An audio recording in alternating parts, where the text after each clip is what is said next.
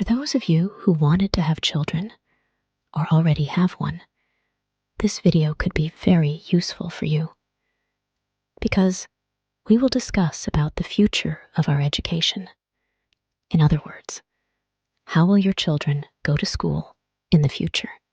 90% of the current college majors may not be relevant anymore in the future, and it's already happening now, with many content creators becoming rich without having any college experiences. Meanwhile, there are a lot of the unemployed people come from vocational schools or undergraduate degrees with specific majors, and that's because one major human problem: education. We don't know what to teach children because we don't know what will be relevant in the next 20, 40 years. True education goes beyond schools and requires critical thinking and entrepreneurship as a vessel for passing down knowledge.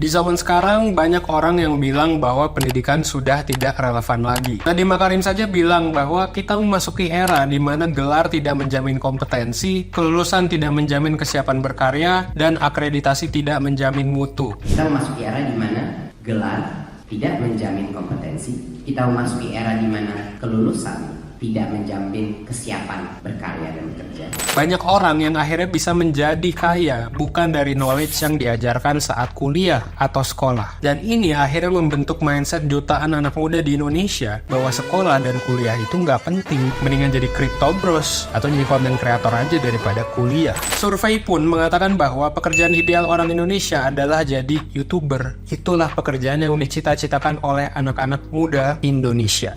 Cita-citanya pengen jadi apa? Jadi YouTubers, Pak. Cita-citanya apa? Jawabnya jadi YouTubers, Pak. Akhirnya IPK jeblok juga dinormalisasi. Banyak orang mikir IPK 2 aja bisa jadi wapres, bisa jadi pebisnis, YouTuber. Kuliah akhirnya jadi formalitas doang. Pengangguran dengan gaya, kalau kata salah satu istilah. Menariknya kita bisa aja setuju sama pernyataan itu. Karena gini, kalau dibilang kuliah itu penting, banyak yang bilang ya pentingnya karena networking aja, karena organisasi aja, bukan karena pelajaran di kuliah itu sendiri. Yang berarti nggak perlu kuliah dong, karena core utama kuliah kan belajar di perkuliahannya. Tapi yang penting kok justru skill di luar kuliahnya, networkingnya, organisasinya gitu loh. Dan faktanya, 80% mahasiswa itu kerja tidak sesuai dengan jurusan kuliah mereka. Yang jadi pertanyaan adalah ngapain kuliah? Dan itulah yang gua tanya pada orang-orang juga ya.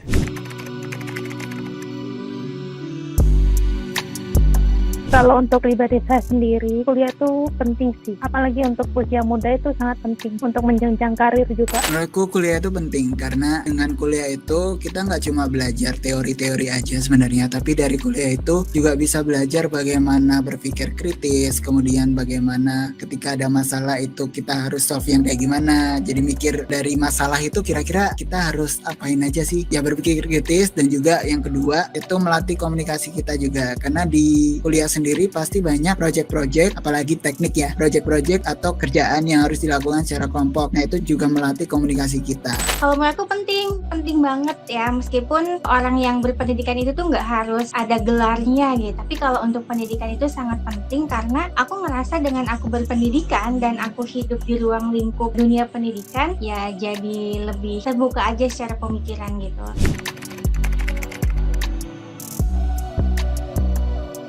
Pengalaman dan relasi. Aku selama kuliah di S1, aku dapat pengalaman banyak, terutama di bidang international exposure. Karena dari kuliah itu aku nggak cuma belajar aja, tapi aku juga dapat pengalaman dan kesempatan untuk mengambil event atau program internasional dengan short program gitu sih. Waktu dulu S1, aku dapat kesempatan untuk short program di digital communication di Jerman, kemudian innovation and decision di Taiwan. Selain itu aku juga sempat sempat dapat kesempatan untuk ekskursi di Singapura waktu itu. Dan dari itu semua aku dapat relasi dari teman-teman di beragam jurusan, di bidang ilmu yang berbeda. Jadi endingnya adalah sharing knowledge sih, sharing knowledge sama sharing pengalaman. Pertama adalah ternyata ketika kita meniatkan diri kita untuk belajar, nggak cuman dari bangku kuliahnya aja, tapi justru yang bikin insight baru buat aku tuh kayak lingkungannya, terus teman-temannya. Apalagi kan di kampus itu tuh dari berbagai macam daerah ya, sehingga itu memberikan insight baru ke aku. Oh ternyata pendidikan tuh kayak gini ya gitu. Sehingga ketika aku sekarang udah terjun di masyarakat tuh ya nggak terlalu kaget gitu, karena memang waktu zaman kuliah tuh udah diperlihatkan sekompleks itu gitu.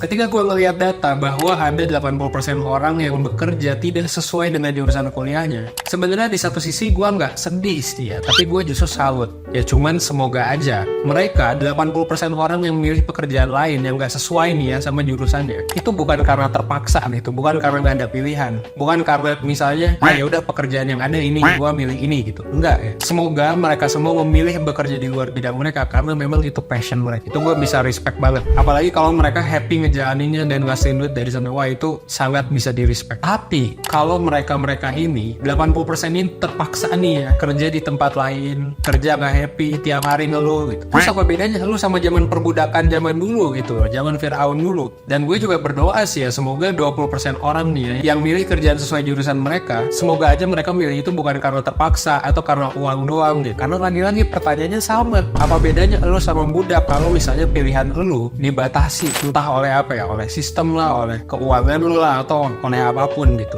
1000 tahun yang lalu kita pasti masih mengenal sistem perbudakan, ya kan? Budak itu biasanya adalah orang yang dipaksa oleh sistem, dipaksa oleh majikannya. Jadi kata kuncinya adalah dipaksa untuk ngelakuin sesuatu yang biasanya mereka tuh nggak suka. Dan sesuatu itu biasanya adalah hal spesifik yang dilakukan seumur hidup, ya. Entah itu jadi ART seumur hidup, ngurus sawah seumur hidup, ngamon domba seumur hidup, ya. Tapi kalau tiba-tiba nggak mau sih budaknya diapain? Ya dipecut, dihukum, dipukul di zaman dulu. Tapi menariknya sistem pendidikan sekarang itu nggak jauh beda dengan sistem perbudakan zaman dulu. Jadi gini, kalau bisa kita lihat perkuliahan dan pekerjaan orang-orang saat menjadi budak korporat, dinamakannya aja budak. Kita biasanya didorong untuk kerjain satu hal setiap harinya sampai berbulan-bulan, sampai bertahun-tahun. Dan biasanya kita juga dipaksa untuk mengikuti behavior tertentu, culture tertentu di perusahaan. Contohnya aja harus hormat dan respect lah misalnya sama atasan. Kalau ngomong harus pakai kata-kata tertentu, pakai emot-emot tertentu, karena kalau enggak ya lu bakal diapa, lu bakal nggak dipecut sih ya. Kalau budak zaman dulu mungkin dipecut gitu. Kalau sekarang sih enggak ya, paling dimarahin doang. Ya pahit-pahit, kalau lu fuck up banget lu bakal dihukum. Kalau zaman dulu dihukumnya ya itu ya,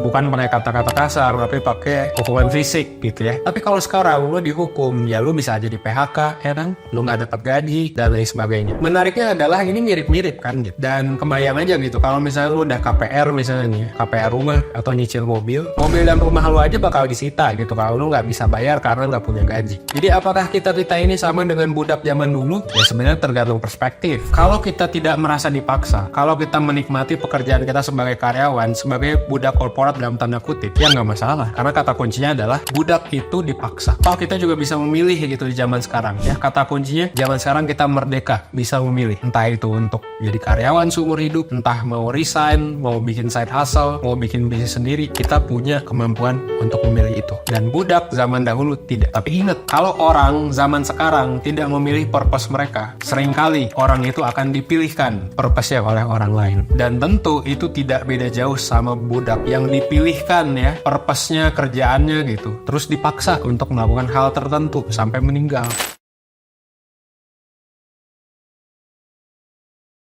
Jadi gini, orang yang merdeka itu beda dengan budak. Orang yang merdeka biasanya punya purpose. Tahu purpose-nya apa. Kalau mereka nggak suka dengan sesuatu, ya mereka cabut. Mereka bikin purpose sendiri. Nggak mau dipaksa buat ngelakuin hal tersebut seumur hidup. Sayangnya, sistem pendidikan sekarang, sampai tahun 2024 ini, menurut gua belum cukup untuk menghasilkan orang yang merdeka dalam tanda kutip. Gua nggak bilang pendidikan itu scam, tapi kalau mindset kita dalam mengikuti pendidikan masih ngikut-ngikut doang, ya kita bakal jadi budak. Gue juga nggak bilang jadi karyawan itu salah ya, gue klarifikasi di sini. Kalau lu passionate ya why not Kalau lu merasa nggak dipaksa untuk mengikuti aturan-aturan culture perusahaan gitu, ya why not? Bagus ya sih. Lu berkontribusi terhadap ekonomi. Yang salah justru adalah ketika lu mau-mau aja dipaksa buat ngelakuin hal yang lu nggak mau bertahun-tahun atau bahkan seumur hidup, termasuk di dalamnya adalah kuliah. Gue suka bingung kadang-kadang orang yang maksain kuliah dan lain sebagainya. Kalau nggak suka, ya mendingan jangan kuliah daripada nggak bisa bikin duit. Makanya sampai sekarang gue percaya orang itu butuh pendidikan non formal di luar pendidikan formal ya, untuk membangun mindset biar bisa jadi orang yang merdeka. Karena di zaman sekarang tangan kita itu nggak dirantai, kita bisa memilih. Perbudakan yang terjadi jatuhnya bukan fisik, justru mental. Dan kalau mental lu kurang oke, ya lu bakal diperbudak sama orang. Dan ini nggak bisa di-achieve ya dengan sekolah atau kuliah aja. Dan ini harus di-achieve dengan kesadaran sendiri. Itu juga kenapa gue ngebangun 1% gitu ya. Kenapa gue bikin YouTube, kenapa banyak dari YouTube gue gratis, dan kenapa gue bikin kelas-kelas berbayar, konseling berbayar. Karena kalau nggak bayar gitu ya, berarti kan nggak ada niat dari orangnya gitu. Dan kenapa banyak video YouTube yang gratis padahal ini bisa dijadiin berbayar, biar bisa ngasih tahu, ngasih awareness di video ini bahwa lu tuh bisa loh melakukan hal lebih selain diperbudak sama orang. Makanya kali ini gue bakal ngasih tahu gimana cara biar lu jadi orang yang merdeka dalam tanda kutip. Oke, kita mulai dengan pertanyaan sederhana. Coba deh lu bisa jawab 4 pertanyaan ini nggak? Silakan di pause ya.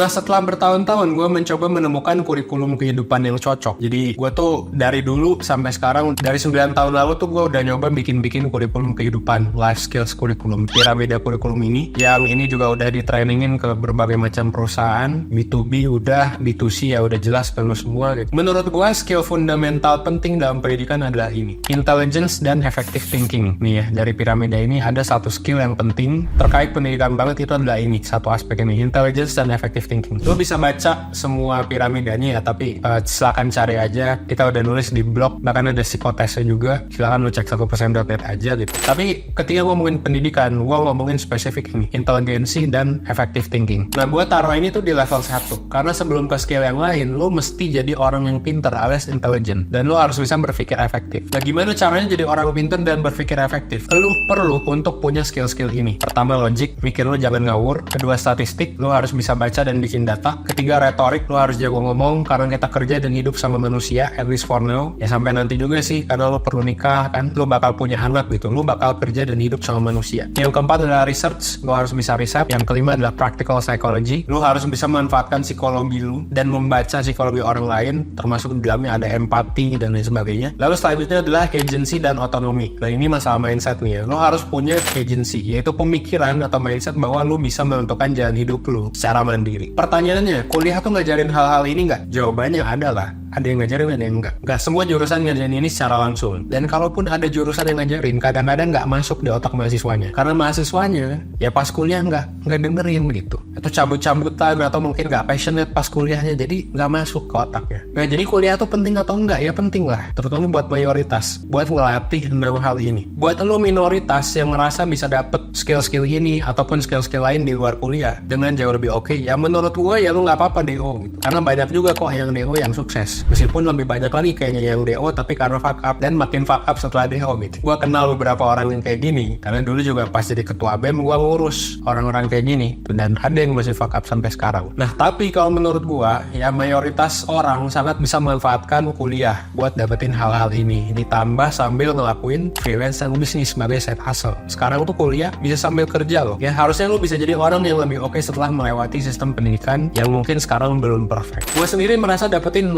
hal tadi di kuliah, karena gue jurusan di psikologi. Jadi gue 1, 2, 4, 5 gue udah dapet di psikologi. Sisanya nomor 3 dan 6 gue dapetnya dari organisasi dan side hustle. Dulu pas gue berorganisasi dan ngebangun berbagai side hustle, salah satunya 1% yang syukurlah sekarang jadi gede ya sejak kuliah. So, balik lagi ke pertanyaan, apakah kuliah masih penting? Penting, tapi 4 tahun itu waktu yang lama. Jangan sampai dibuang-buang waktunya. Pesan dari gue adalah hati-hati dengan jurusan yang lo pilih. Jangan sampai lo merasa terpaksa ya belajar di jurusan tersebut. Justru pilih jurusan yang lo passionate. Karena perbedaan budak dan orang merdeka adalah keterpaksaan. Itu sementara orang merdeka bisa memilih mereka mau ngapain. Jadi kuliahnya bisa lo manfaatin dan lo enjoy kalau lo pilih jurusan yang bener, gak terpaksa. Kadang gue bingung makanya sama orang yang kuliah sama terpaksa. Apakah bete nih tuh tiap hari? Kan 4 tahun tahun nih, bahkan bisa jadi 5, 6, 7 gitu. Kalau lu bete tiap hari, ya mungkin lu gak bakal lulus-lulus juga gitu kan. Ini gue sedikit cerita ya, banyak orang yang bilang dulu tuh gue cukup berprestasi pas kuliah, karena gue bisa pertama lulus 3,5 tahun, IPK gue di atas 3,5, gue jadi ketua BEM waktu itu, tapi lulus lebih cepet ya kan, bikin startup juga pas dari kuliah. Nah orang-orang bingung kok gue bisa melakukan hal itu semua gitu. Justru gue bingung sama orang yang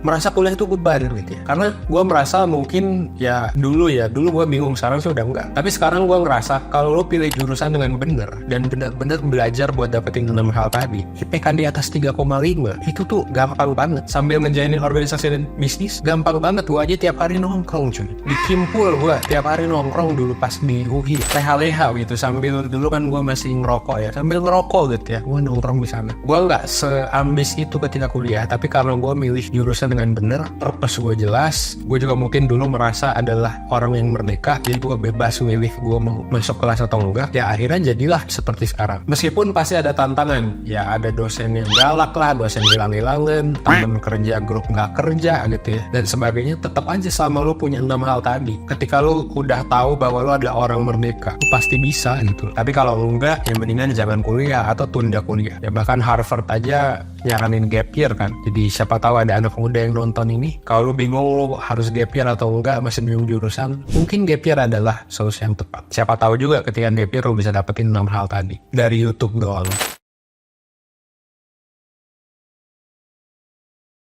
Ya begitulah ya evaluasi pendidikan gua di tahun 2024 ini. So far pendidikan sampai sekarang udah mulai banyak berkembang. Gue sangat apresiasi kinerjanya Pak Nadiem Makarim, Mas Menteri ya. Dan gue jujur, meskipun mungkin gue banyak berbeda pendapat ya dengan banyak orang di luar sana, ada yang bilang pendidikan scam, kuliah nggak penting dan lain sebagainya, gue tetap firm, gue bilang bahwa kuliah penting buat mayoritas. Buat minoritas yang mungkin beda lah. Kuliah tetap penting, tetap berguna. Menurut gue yang masih kurang ya adalah mindset pembelajarannya tadi. Gimana caranya biar kita semua bisa dapetin hal tepat saat kuliah, bisa enjoy waktu belajarnya selama kurang lebih 4 tahun, dan bukan jadi pengangguran dengan gaya doang sambil ngabisin duit orang tua. Itu evaluasi pendidikan di tahun 2024. Salam dari gua Evan 1%. Semoga video ini bisa membantu. Thanks.